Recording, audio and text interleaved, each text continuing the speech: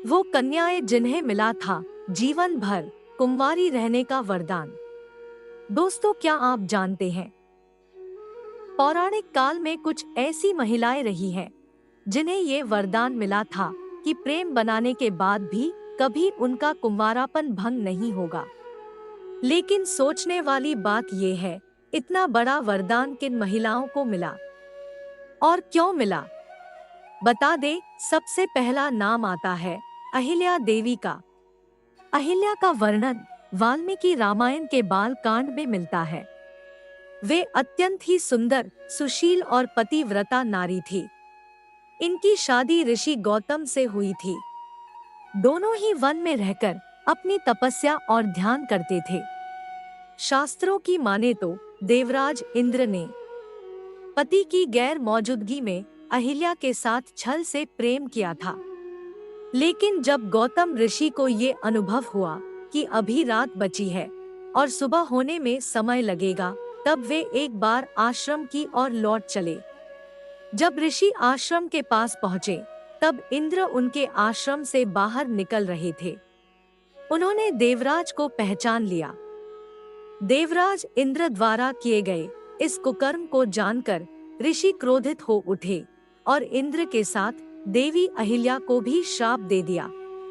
जिसके बाद देवी अहिल्या ने क्षमा याचना की और कहा, इसमें मेरा कोई दोष नहीं है। लेकिन गौतम ऋषि ने कहा कि तुम शीला बनकर यही निवास करोगी।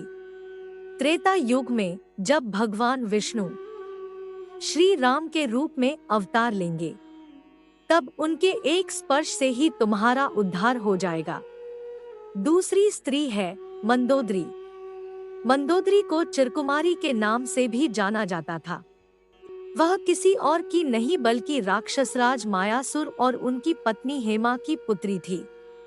वही अप्सरा की पुत्री होने के चलते मंदोदरी अत्यंत खूबसूरत थी। वही पिता राक्षस कुल थे, इसलिए वे आदि दानव भी थी। वही अगर मंदोदरी के विवाह की बात की जाए तो महादेव के वरदान के फलस्वरूप उनका विवाह लंकापति रावण से हुआ था। मंदोदरी ने महादेव से वरदान मांगा था कि उसका पति विद्वान के साथ साथ शक्तिशाली भी हो, जिसके बाद उसका विवाह रावण से हुआ था, जिससे मेघनाद, महोदर, प्रहस्त, विरूपाक्ष, भीकम, वीर जैसे बलवान पुत्रों का जन्म हुआ था। पुत्रों को जन्म देने के बाद भी मंदोदरी का कुंवारापन दूर नहीं हुआ और वह हमेशा चिरकुमारी रही। अब तीसरी कन्या की बात करते हैं, जिसका नाम था तारा। तारा के बारे में बहुत ही कम लोग जानते हैं। वह एक अप्सरा थी जो समुद्र मंथन के वक्त निकली थी। बाली और सुषेद दोनों ही इसे अपनी पत्नी बनाना चाहते थे। उस समय तय हुआ था, जो तारा के वामांग में खड़ा है वे उसका पति और जो उसके दाहिने हाथ में खड़ा है वे उसका पिता होगा, जिसके बाद उसका विवाह बाली से हो गया। जब बाली के भाई सुग्रीव ने उसका वध किया, तब तारा को बहुत दुख हुआ। जब तारा को पता चला कि बाली को छल से मारा गया है, तो उसने श्री राम को कोसा और उन्हें एक श्राप दे दिया। श्राप के अनुसार श्री राम अपनी सीता को पाने के बाद जल्दी ही उन्हें खो देंगे।